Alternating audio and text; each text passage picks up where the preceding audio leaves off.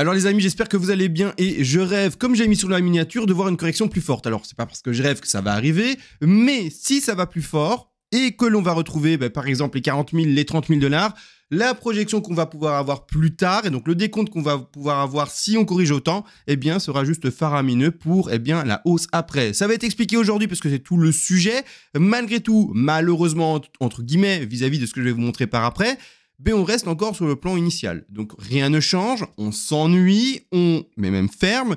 On est maintenant dans un des derniers paliers d'achat, les paliers de vente ont été posés, on va en parler de ce petit scénario tout à fait classique, tout à fait gentil qu'on analyse ensemble depuis un petit paquet de semaines, voire même 2 mois. C'est-à-dire, globalement, allons directement dans le sujet, avant d'attaquer enfin les frivolités, on se retrouve sur une 1, une 2, une 3 maintenant, on fait l'extrapolation et donc le dessin de la 4, une correction actuellement, mais qui tombe parfaitement dans les paliers qu'on avait installés. Donc là, on renforce ses positions d'achat pour après revendre où les paliers ont déjà été posés par rapport au take profit partiel. Donc ça va pas plus loin, c'est pas plus compliqué, voilà, c'est hyper simple à suivre.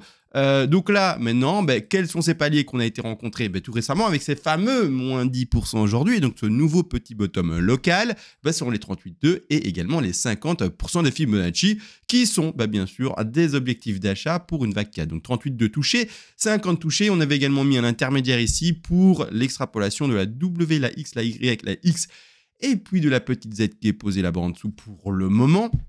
Et là, tous les objectifs ont été touchés, voilà. Donc normalement, quelqu'un qui joue ces grandes time frames, dans cette configuration-ci, il est rentré en trade total maintenant, complètement engagé pour attendre les TP qui sont positionnés un peu plus haut ici. Je précise également que les TP, donc les zones de take profit partiel qui ont été positionnées ici, n'ont pas été positionnées en non logarithmique. Elles ont été positionnées en logarithmique, étant donné que tout ce qui a été fait en extension dans les bull runs précédents, c'est tout simplement concrétisé en logarithmique. Donc là maintenant, on est peut-être sur un bottom local encore, peu importe. Nous, on ne dit pas que le bottom local est forcément fait. On met nos paliers et si on rencontre tous nos paliers, c'est tant mieux. C'est un trade qui est enclenché à 100%.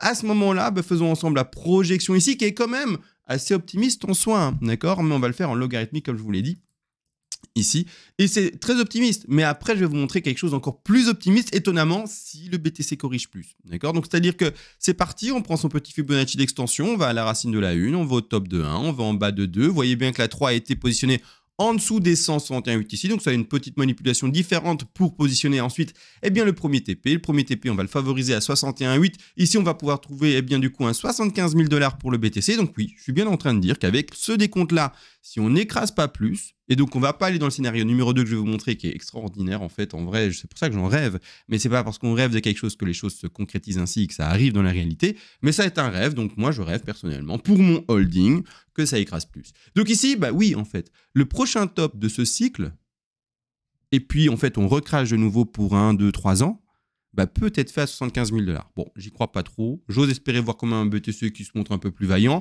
et aille au moins chercher le deuxième objectif qui serait les 98 000, arrondissons à 100 000. Le troisième objectif qui peut aller chercher les 150 000, voire même, si le BTC se montre très vaillant, aller chercher les 300 000. D'accord? Donc on est à 306 000 $. Mais ça, c'est le premier scénario.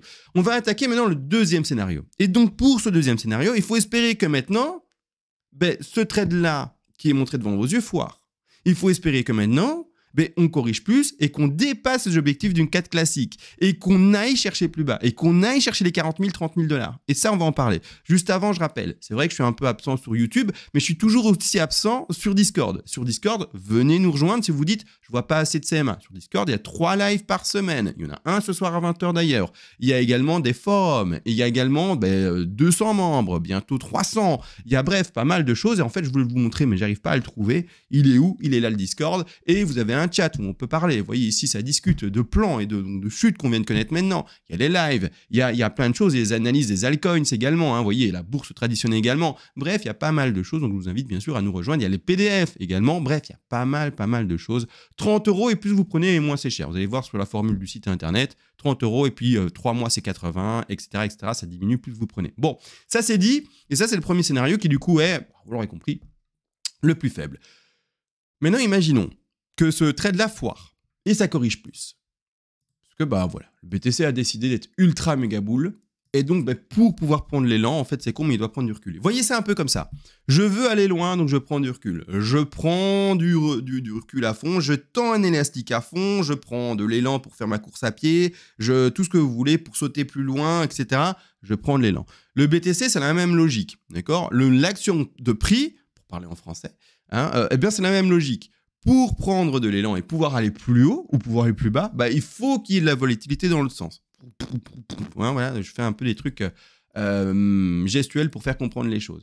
Et donc ici, on va s'attendre du coup à une correction plus forte, qui a été travaillée ici, à la fois en logarithmique et non logarithmique, qui va nous permettre d'avoir 4 positions d'achat pour ceux qui veulent rentrer en trade. D'accord? C'est-à-dire que premier travail qui a été fait, c'est en non logarithmique. J'agrandis l'écran ici. Et donc, on a positionné le premier rectangle d'achat ici. Premier top du rectangle et bottom du rectangle sont 2 paliers d'achat. L'autre rectangle ici qui a été positionné en logarithmique sont également 2 positions d'achat supplémentaires. Donc au total, vous avez une position d'achat, 2 positions d'achat, 3 positions d'achat, 4 positions d'achat si on va dans cette configuration-ci. On ne sait pas si le BTC y va. Mais si vous faites ce pari, vous, de ce côté-là, et vous dites je vais attendre ce trade-là, je ne parle pas d'investissement. Investissement, DCA, on achète par palier de temps et puis basta. Mais pour les traders, si vous partez sur un trade comme celui-ci, vous attendez encore et vous attendez du coup les paliers d'achat en bas. Si jamais, vous pouvez aussi jouer la 4. La 4, ça foire, on va chercher votre stop loss. Vous jouez la 2. D'accord? Vous jouez ce trade-là. C'est pas du tout impossible. Donc, maintenant qu'on a dit que les 2 rectangles ont été positionnés pour celui-ci en non-log et celui-ci en logarithmique, pour faire la projection en extension, je me mets en logarithmique. Pourquoi? Tout simplement parce que tout ce qu'on a pu voir sur les extensions et donc sur les bull runs précédents, ça s'est en fait concrétisé en logarithmique. Donc je vais rester dans cette logique-là. Je vais également simuler la 2 au milieu des objectifs logarithmiques et non logarithmiques. Donc logarithmique ici en bas et non logarithmique en haut. D'accord? Comme ça, on a un prix moyen d'achat, comme si le BTC avait fait la touchette des 4 points d'entrée. Et donc, on a un prix moyen d'achat pour ce trade-là à 35 000 plus ou moins. D'accord? De cette manière-là, je vais faire enfin la projection de prix. Vous allez voir que la projection de prix, elle est, comment dire, très optimiste, mais tellement qu'il y a quand même des prix qu'on se dit, mais quand même très optimiste. On va se retrouver avec une 3 déjà à 446 000 $. Et après, en fait, si vous faites une allusion à certaines analyses qui sont faites par, du coup, des anglophones, moi, j'ai regardé il y a 1, 2, 3 mois, je ne sais plus quand, mais un anglophone qui avait appelé sa miniature et donc son titre de vidéo God Candle, etc. Et je suis un peu curieux, j'ai quand même cliqué dessus. Et il y a un Américain qui explique qu'il va y avoir le BTC à 1 million pour 2025. Si c'est son scénario qui dit que le BTC va à 1 million, etc. pour 2025, c'est en fait le scénario que je vous montre maintenant devant. C'est ce scénario qu'il faudra alors se dire qui s'est dessiné à nos yeux. Et donc, la 3, on va la positionner ici à 440 000. Correction de 4 à 250 000. Et donc, c'est-à-dire les 23% de Fibonacci de retracement. Je le pose quand même pour ceux qui veulent voir comment ça fonctionne. Je rappelle, venez sur le Discord si vous voulez apprendre tout ça. Vous aurez un PDF, vous aurez moi en live, etc. pour vous poser, bien sûr, toutes les questions que vous désirez. Ensuite, on va travailler la 5. Et les objectifs de 5, ici, pas compliqué, sont les 100, les 161 et les 261. Elle est déjà positionnée au 100 parce que c'est les 1 170 000. Magnifique le prix. Okay. Et les objectifs d'au-dessus sont un peu plus difficiles à croire. Déjà que les 1 million, c'est hyper optimiste, soyons honnêtes. Mais les objectifs d'en haut, c'est tellement optimiste. D'accord? Du coup, est-ce que c'est réalisable? D'accord? Vraiment. On se retrouve ici avec un BTC à 3 millions. Si on y va, c'est tant mieux. Je crois qu'on est tous contents de ça. Mais est-ce qu'on doit vraiment y croire?